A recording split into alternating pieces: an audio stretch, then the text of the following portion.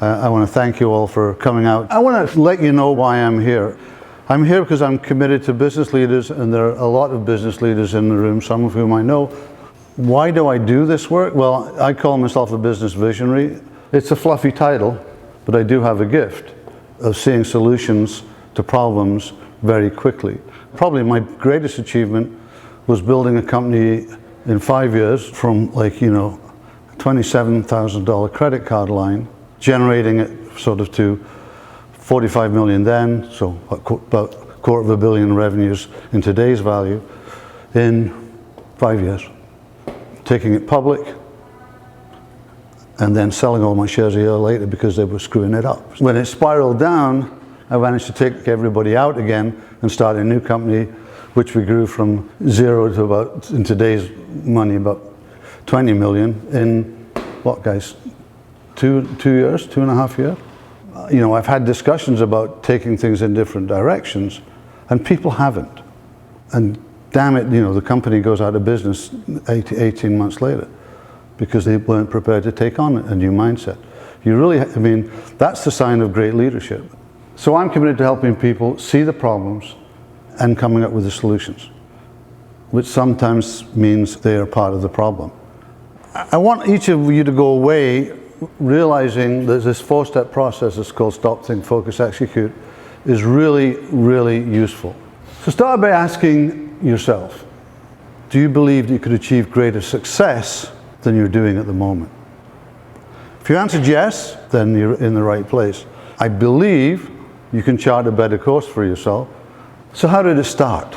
About 25 years ago, I wrote a book on strategy and marketing.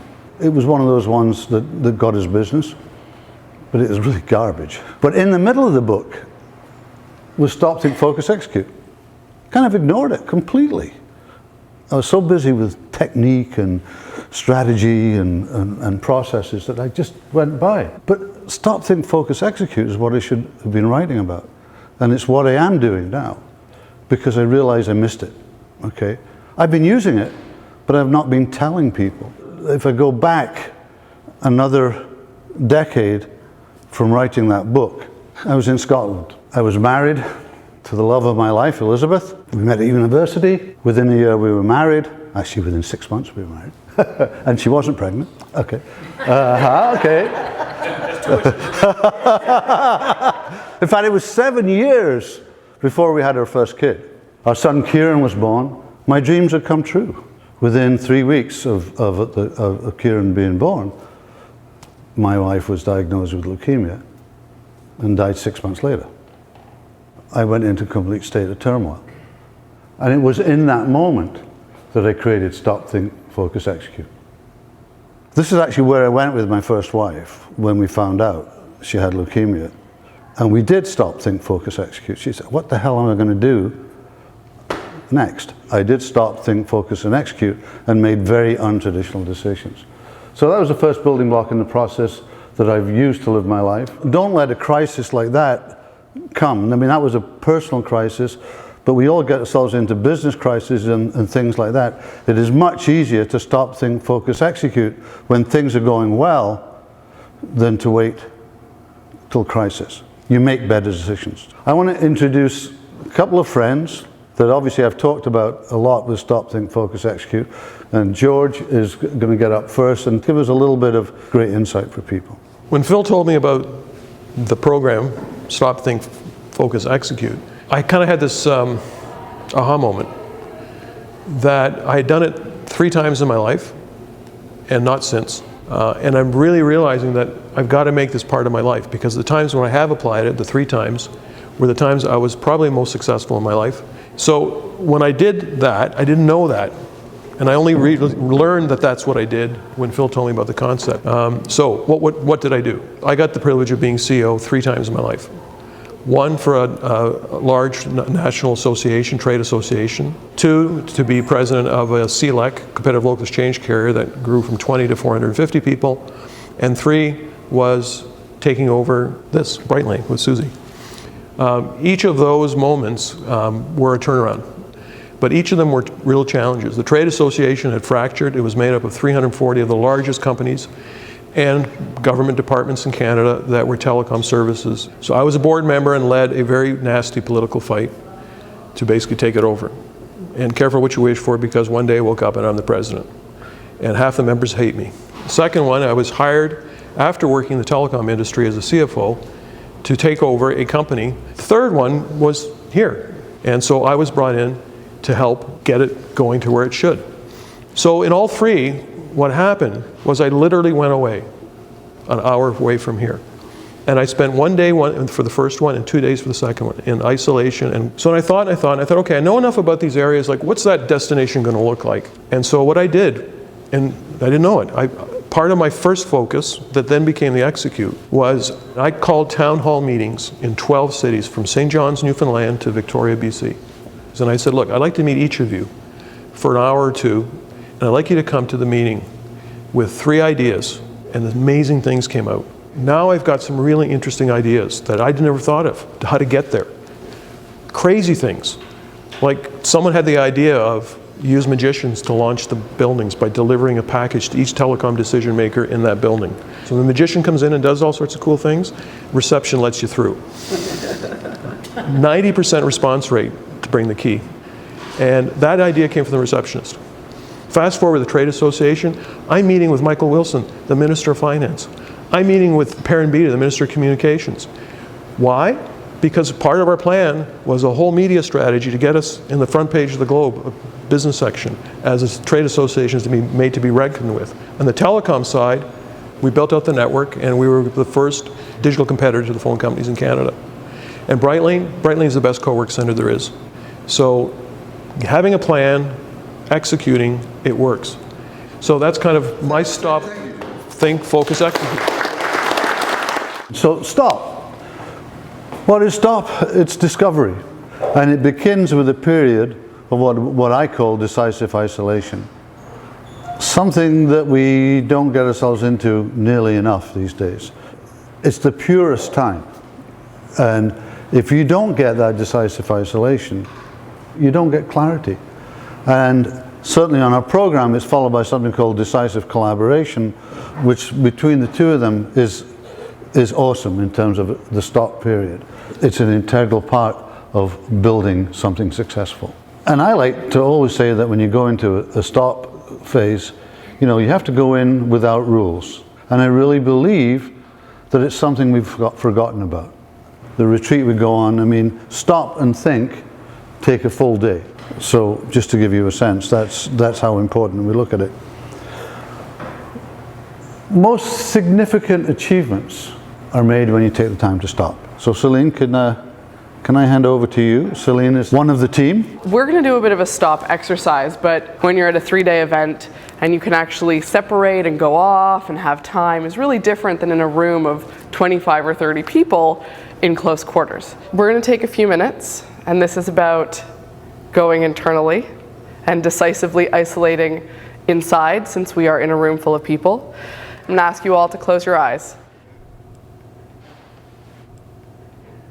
Open your eyes slowly. Let yourself adjust. Now, without speaking, I'm going to ask that everyone either take their phone or a piece of paper and spend a couple of minutes noting down the things with honesty, without judgment, without editing, that are not the exact way that they want them in their business or their life, where there's opportunity for change or improvement. I would ask that if everyone could do that, because we will be talking about that later on and using that later on. Anyway, day 2 dawns on our retreat, and we've got a day of thinking. That's so bloody hard, the thinking day. This is the tough day. We're taking everything that we've done and we're trying to map it out. Not on our own, with other people.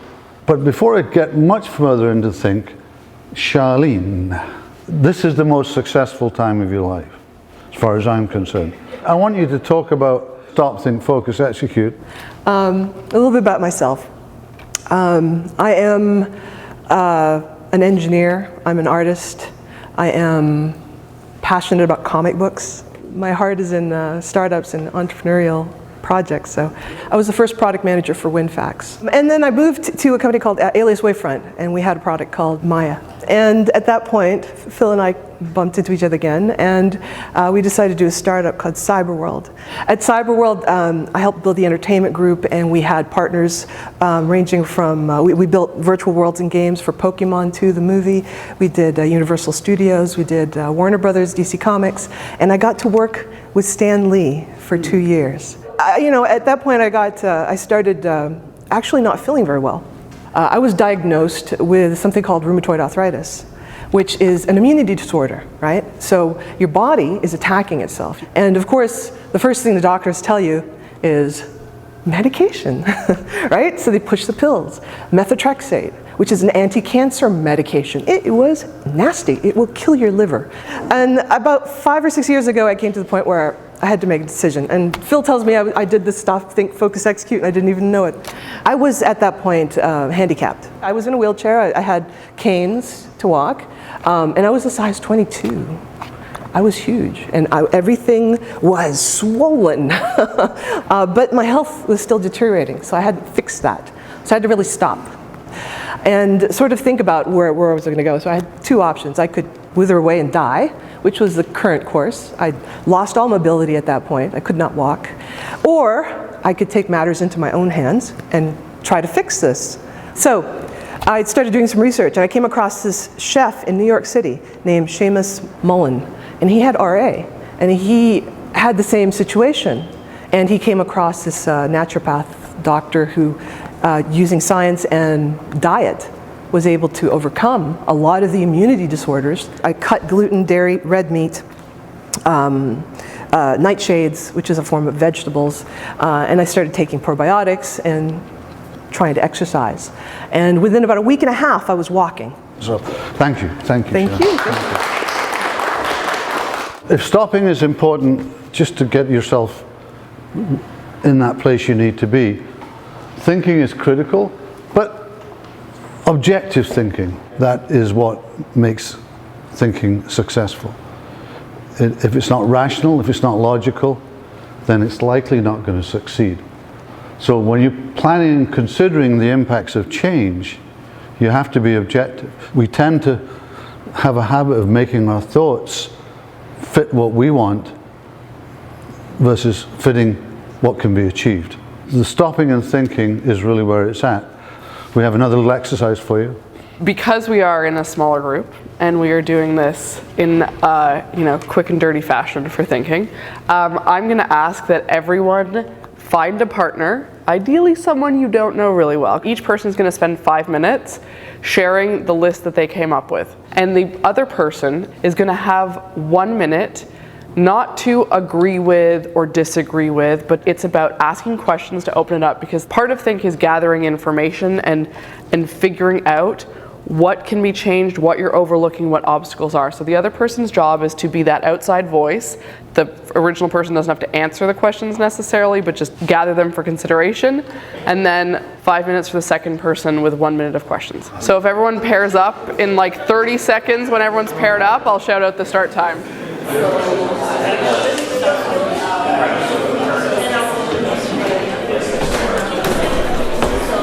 Day 2 of our retreat is about thinking, and it will help you come up with the resolution that's required to grow, to actually achieve things. And I'm not going to spend a lot of time on focus and execute. After 3 days of a retreat, there's 100 days of focus and execute that we do with you. We don't go away. We make sure that you guys are executing on things, and realize that it's not a 3-day thing. To get to where you want to be, it's going to take you about 90 to 180 days. Julian, can I get you up to talk about the program briefly? Good afternoon, everyone. My big story, which sort of landed me in this business, started when I was a young man. In my 18th year of life, just a couple days, literally 2 days before Christmas, on my way into town on a Sunday, a drunk driver hit me. And the collision was a violent one. I won't go into my long story. And it resulted in breaking my neck. And I worked really hard to rebuild my life. Later on in business, this experience became especially meaningful for me because I had started a small company of my own and I had done quite well. I had built it up. My problem is I had hit this glass ceiling. I couldn't go any further in my business until I could buy much, much, much larger, more sophisticated machinery to allow me to service a much higher, more profitable echelon of clients. So the advice I was given is nose down, hard work, a year, 2 years, 2.5 years, you'll have the money you need. You'll be able to go off and do what it is that you need to do. And I believed that. I bought into that construct, that belief system. And I worked really, really hard for about 2.5 months. And then I remembered, hold on. I'm the guy that got himself out of a wheelchair. So I reached this point where I said, I'm going to stop. I'm going to stop living inside of those agreements that society says I should make because things should work this way. And then I thought to myself, if anything were possible, what would I really do? What matters to me? Well, I just want to get ahead, and I know that I can, and I'm not going to be stopped by other people's reasons. So I focused on what would I need to do? Well, I would need to go off and I would need to find someone who had the bulk of work that I needed. And I could just immediately assume them. And I went off and I executed. Knocked on his door and I said, I've got this idea. I can do what you're doing better than you can do it. I want you to sell your business, let go of your staff, give me your company. I can't buy it from you, but I'll write you a check every month for 30% of profits. To which he said, Julian, you're a really nice guy and you're crazy. Go home. I don't know what you were thinking. And I did. And for 2.5 weeks, I thought that maybe I was crazy. And I remember 7:04 that night, I got a call from Tim Stevens 2.5 weeks later. He said, Julian, we should talk. Inside of 2.5, 3 months, I think maybe 3 months, I had grown my company 6,000%. I duplicated that another 14 times and bought another 13 smaller companies and rolled them up into what I was doing. Became the largest of my kind in Canada, sold to my billion-dollar competitor, and went off to do other things that were more aligned with my passion. Nothing that was aligned with the permission or the rule book that the world had given me. And the reason why I got drawn into Phil's philosophy is because I realized if I had that laid out for me in clear speak, then it would be really easy for me to duplicate the outrageous things that I've done that have helped me achieve the success that I've achieved in my life. Which is why I got drawn into this whole stop, think, focus, execute program to begin with. Because I realized being able to coach and work with some of the most interesting people that I've met around the world, I've realized that the only difference between the people that are making millions and billions of dollars, that are the pioneers and trendsetters, it's because they stop, think, focus, and execute. Where a lot of us just get caught up in that herd mentality. We get swept up in the current of how things should be done. And those times when we really broke through the ice is when we stopped and we thought and we focused and we execute. So there's a snippet of my story. So Phil had come to us with this program and he had talked about it and I had said, this is amazing. Is there any way that we could maybe play a part in this? And what we've done is we've designed with Phil a 6-month program that takes the people that come through the intensive weekend and puts them through a handheld one-on-one. We're going to help you get where you need to be. And we really split it up into 2 90-day segments. The first 90 days is all around focus. It's all around focus. It's about doing assessments, about determining your alignment, about figuring out exactly what it is that you need to be in order to be where you need to be. The last 90 days of that 6-month program is all around execute. And I got to tell you, when we execute, right? When we cook, we cook. So people that are a part of this program are often not necessarily prepared for the intensity and perseverance and fortitude at which we move. But if you're at that point where you're like, yeah, I know what I want to achieve, and I'm tired of other people achieving it, when I really have everything that they have, we're ready to work with you. That's pretty much everything I think I should say. I could say a lot more, but thank you very much for hearing my story. Thank you. Just to sum her up, and I want to challenge you based on some of the things the exercises that you've been doing today. You challenge yourself to go bigger. and challenge some of the people around you. Stay in contact. I think you'll have a lot of fun. I'd like to thank you all for coming out. It's been a delight to have you. And throughout the rule book, it's all possible. And most importantly, stop, think, focus, execute. Thanks very much, guys.